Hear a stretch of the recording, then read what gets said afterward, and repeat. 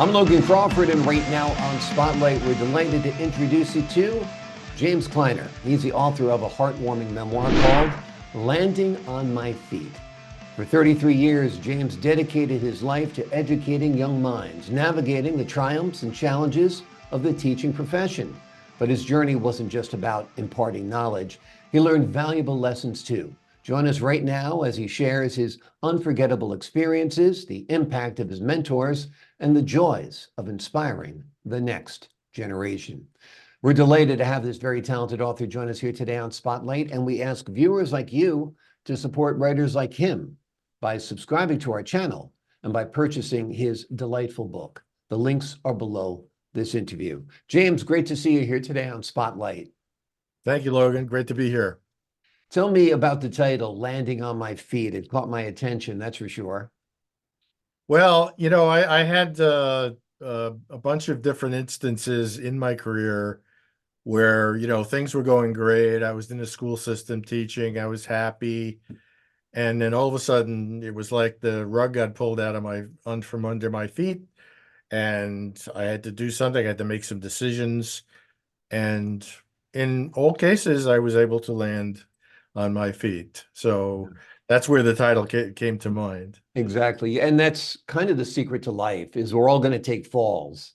It's whether we land on our back, land on our face, or land on our feet, which is what, determines the quality of our life, as we like to say, right? Yes, for sure. Yeah. Yes. Tell us a little bit about the story of Landing on My Feet. What will the folks at home who purchase your book find between the covers? Well, the story basically germinated very early on in my life. And from a very young age, I got involved in music in elementary school, and I was inspired by my music teachers. I grew up on Hicksville, Long Island, New York, and I had a wonderful set of teachers, elementary school, junior high, senior high. And they, by the time I would say, a sophomore in high school, I already knew what I wanted to do. Yeah. I wanted to impart that joy and excitement to others. And so I became inspired to be a teacher, and uh, I went on through college. I had some great college experiences, and then getting out in the profession, um, it was always a joy, I found, to work with kids. And at the same time, I was discovering, as I was discovering ways to help them and relate to them, I found that I was learning about myself. I was learning about them. Um, I was learning as much as from them as that I thought they were learning from myself. And that was a joy that I was totally unexpected. Yeah, I think that's the amazing thing about working with children and young people in general is they're just as intelligent as you are, perhaps more so. They might not have the accumulated knowledge or experience or the education, but what young people and children can come up with, kids really do say the darndest things. I mean, Art Linkletter was right a long time ago, right? Right, that's for Yeah. sure. Yeah. The book obviously is Landing on Your Feet. Let's talk about a significant challenge or obstacle that you overcame, learned from, and thrived afterwards. Well, one of the things that I discovered very early on was that I, if things didn't go well in class or in a band rehearsal, uh, I get a little upset, and it was um, it's not kind of part of my nature to get upset and then to have that feeling for the rest of the day. Yeah, I found that I was carrying over my upset into the next class, and that right. wasn't fair to the kids, so forth. And one day in my first year of teaching, I was sitting in the teacher's cafeteria, and we were talking about, so I overheard somebody say, I feel as though I'm on the stage from the moment I walk into the building until the moment I leave. And I started thinking about that. I said, yeah, that is kind of the feeling.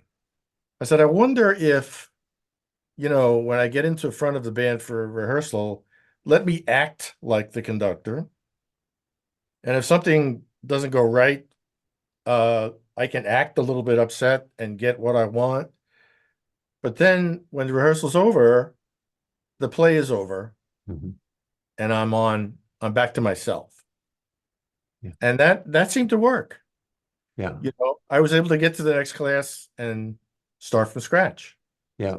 So You that know, was an example of one of your mentors giving you a little advice along the way that you took to heart, and it changed your, way of teaching, basically. yes, it did. Yeah. Right from the first few months. Yeah.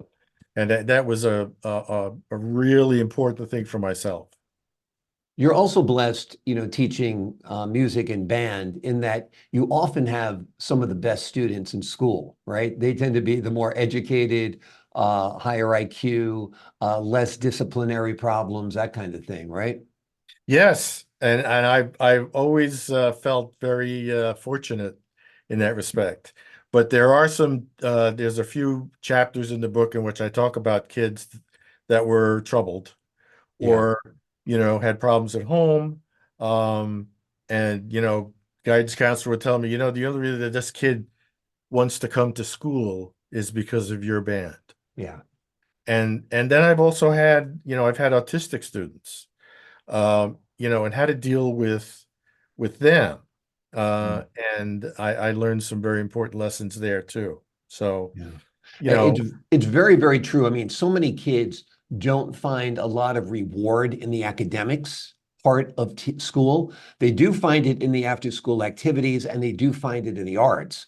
I know I was lost until I found dramatics in high school. And that was the only reason I went. I had no yeah, interest in class whatsoever, but I would go to class just so I could go to play practice after school, you know right. kind of the same thing, that you're talking Yes, about, that band was the motivating factor for a lot of your kids to go to school, continue with their education, get the grades they needed because you have to maintain sometimes a certain grade point average even to participate in after school programs, right?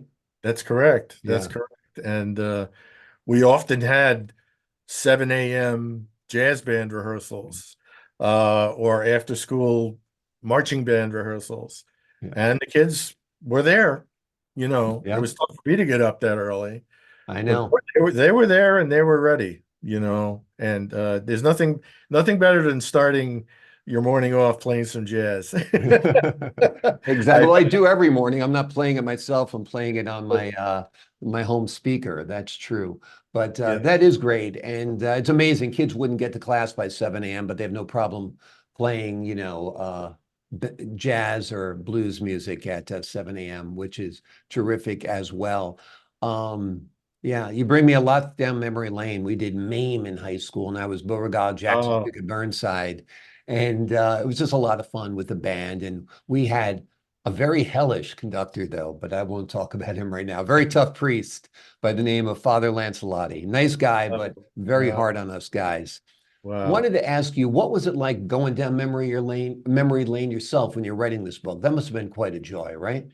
Well, it really was, and being a pack rat like I always have been, I saved everything from elementary school all the way up through my own schooling, and then I was saving roll books and plan books from my early years of teaching and so forth. So when I retired, I had all of this material, and I started looking through it. I said, "Gee, I've got enough stuff here for a book."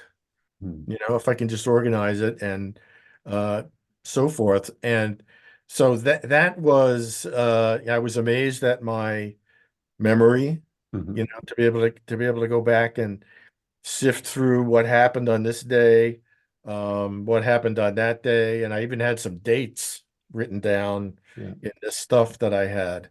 Um, but I also did some research in how to write a memoir. Mhm. I read some books on how to do that. I read a wonderful book by Stephen King called On Mhm. Writing, Yeah. and that was such an enjoyable book to read, and he just laid it all on the line, Yeah. how he writes. I also read a very interesting book that came out of left field, um, It was by Tony Danza, Hmm. the actor. He had always wanted to be a teacher. Okay. And so after his acting career had kind of been on the wane, he said, let me see it. Let me go to a school and find out if they'd let me be like a student teacher for a year. And he did that. And he chronicled his his path in a book. And he called the book, I'd like to apologize to every teacher I've ever had. That should be the story of my memoir as well. I But was such a disruptive student, so yeah, I can yeah. relate. I And can you know relate. what the great thing is, Logan, is that now with Facebook, um, I'm in touch with a lot of my former students. Hmm. And we talked about I started in the 70s, 80s. These people are in their 50s. Yeah. And but I've been able to reconnect with so many of them. Right. And they'll say to me, "Hey, boy, I loved your course. I loved Yeah. your rehearsals. I loved having you as a teacher," and that really makes me feel great. Yeah. I mean, it almost has become a cliche that every student has one teacher that touched them, changed their lives. And that was the same with me. I mean, if it wasn't for my drama teacher in high school, a guy named Father James Cashman, I would never have pursued my career. And he inspired me. I mean, he took a sophomore, gave him the lead in the play in high school. And these are huge moments for a student. When you Oh, give that absolutely. kid that solo, that means so much to him. It means something to you, but it means much, much more to him or her, right? Yes. Yeah. Yeah, absolutely. And they've these people have told me this, but I knew already that That so you many made an so many impact. kids had, yeah. Yeah. And I had, although I had some rough times in my career, I had some wonderful times as well that always seemed to balance out um, you know, Yeah. the tough times. Absolutely. Absolutely. Well, I got to, if this becomes a movie, I've got a working title for it. Do you want to hear it? Yes, sure. Mr. Kleiner's Opus. Ah, well, that movie, Mr. Holland's Opus, inspired me at one point. Yeah. I had left teaching for a decade and went into computer programming, and seeing Mr. Holland's Opus was kind of a revelation for me, and kind of told me, "Gee, you ought to get back to teaching again." Yeah. And so Exactly. I did. And I had a Mr. Holland's Opus experience in my career. What is that? I'd love to hear it. Well, I've been working for the school system for about a year. This was a school system I went back to after I seeing Mr. Holland's Opus, and they had an opening, and I went in, and I it was great. It was high school, middle school, and but the way things turned out in the middle of my second year there, I got a notice saying, and again, this was one of these landing on my feet experience. Mm. I got a note saying they're cutting your position. Mm. And so at the end of this year, you don't have a job anymore here.